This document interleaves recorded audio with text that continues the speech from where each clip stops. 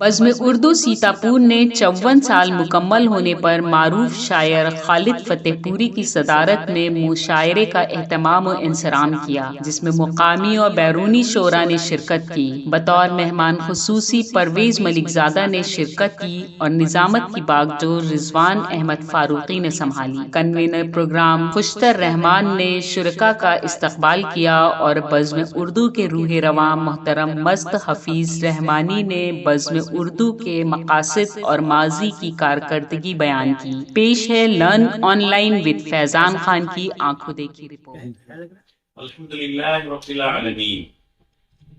والصلاة والسلام علی سید المرسلین۔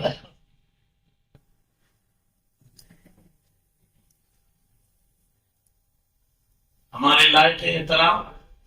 مہمان کرام، ہمارے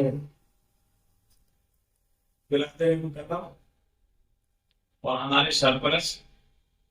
مستفیض رحمانی صاحب، یہ حقیقت میں بہت محبت کرنے والی شخصیت ہیں، اور ہم لوگ جیسے یہ ہیں ہم لوگ ان کا حق نہیں ادا کرتے ہیں، اور کتنی اپنے مسلمانوں کی تعلیم کے سلسلے میں کتنا درد رکھتے ہیں، جو شخص ان کے قریب ہیں وہ لوگ سمجھ سکتے ہیں۔ انہی کی محبت کی وجہ سے میں یہاں تشریف لے آیا۔ میں اصل اسٹیج کا آدمی نہیں ہوں، اور ہمارا جیسے مصطفی صاحب نے بتایا خاندانی پیشہ کم سے کم 1 صدی سے چل رہا ہے بزنس کے سلسلے میں، لیکن اس بزنس کے ساتھ میں ہمارے بڑوں نے، ہمارے بزرگوں نے تعلیم کو اپنی بزنس سے جوڑا ہے، اور وہ تعلیم دین کی تعلیم دی، عصری تعلیم دی اور دین کی تعلیم دی۔ دونوں چیزوں کو جوڑ کر وہ کھا کرتے تھے کہ کسی قوم کی ترقی اس وقت تک نہیں ہوگی جب تک اس کے اندر تعلیم نہ ہو، اور صرف تعلیم ہی نہیں جب تک اس کے ساتھ بزنس نہ ہو۔ یہ دونوں لازم و ملزوم ہیں، تعلیم اور بزنس۔ آج پوری دنیا میں آپ دیکھتے ہوں گے کہ پوری لڑائی اسی کی ہے، تعلیم کی لڑائی ہے، بزنس کی بھی لڑائی ہے۔ تعلیم کے نتیجے میں جو بزنس ابھر کے آتا ہے تو اپنا پروڈکٹ بیچنے کے لیے پوری دنیا میں جو لڑائی چل رہی ہے، یہ سب اسی کی لڑائی ہے۔ آج ہم لوگ اس چیز کو نہیں سمجھ رہے ہیں۔ دین اسلام دین اسلام اس دنیا کے اندر جب آیا تو سب سے پہلے اس نے تعلیم ہی کو سب سے بڑی چیز بنائی، اور عربی کو سمجھے معافی ضمیر کے ادا کرنے کا سب سے بڑا ایک ذریعہ ہے۔ یہ اردو اسی سے انہی جیسی زبانوں سے نکلی ہوئی یہ زبان ہے کہ یہ اردو ہے۔ اردو اپنے اندر کوئی وہ نہیں رکھتی ہے کہ اس کا اصلی وجود یہ اردو جسے عربی اپنے اندر عربی ہے، کسی سے بن کر کے نہیں آئی۔ اسی طرح اردو میں بہت سے مختلف زبانیں مل کر کے ایک زبان بنی، اور ایک ایسی زبان بن گئی سب کے اوپر حاوی ہو گئی۔ جیسے کوئی پروڈکٹ ہوتا ہے، اس پروڈکٹ کو بنانے میں مختلف قسم کی چیزیں کو لے کر کے ایک خوشنما چیز کو بنائی جاتی ہے، تو وہ اپنے اندر ان تمام زبانوں کے اوپر یہ بھاری ہو جاتی ہے جس طرح ہماری اردو زبان بھاری ہے۔ لیکن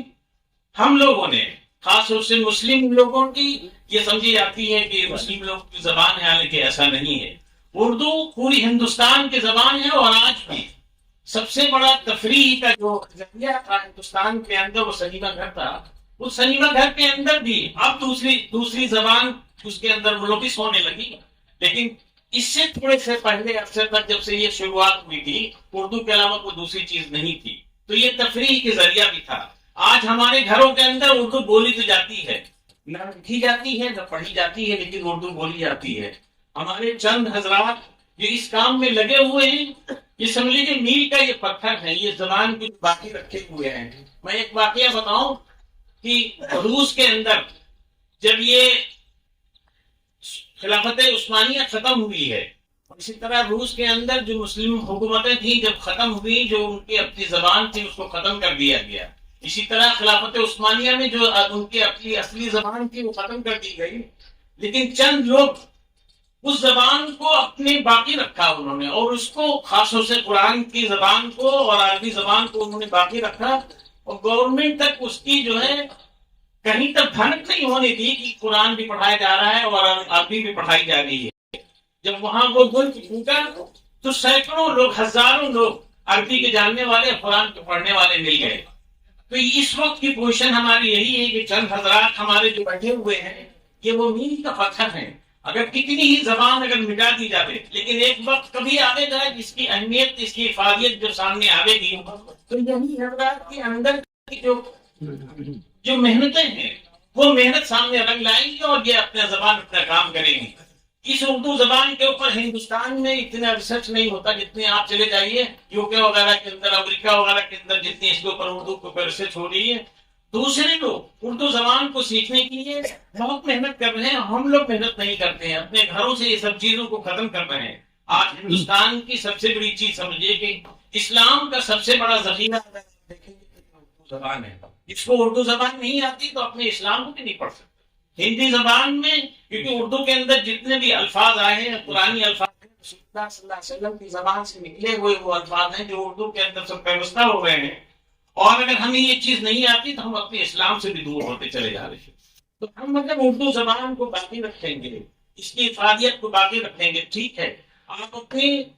معاشی اعتبار سے اپنی کوئی زبان سیکھ سکتے ہیں، لیکن اپنی گھریلو زبان، اپنے دین کی زبان، اپنے جسم کی زبان یہ ہے کہ ہم صبح سے لے کر شام تک اٹھنے بیٹھنے سے لے کر ہر قدم کے اوپر کھانے پینے سے لے کر کے سارے لوگ اسی اردو میں بولتے ہیں، اور اس کو اگر باقی رکھیں گے تو ہمارا دین بھی باقی رہے گا، اور جب ہمارا دین باقی رہے گا تو ہماری جتنی بھی چیزیں ساتھ سے نکلیں گی، چاہے بزنس کی ہو، چاہے کسی طرح کی کوئی بھی چیزیں ہوں، تو ان لوگوں کو کوئی چیز ختم نہیں کر سکتا۔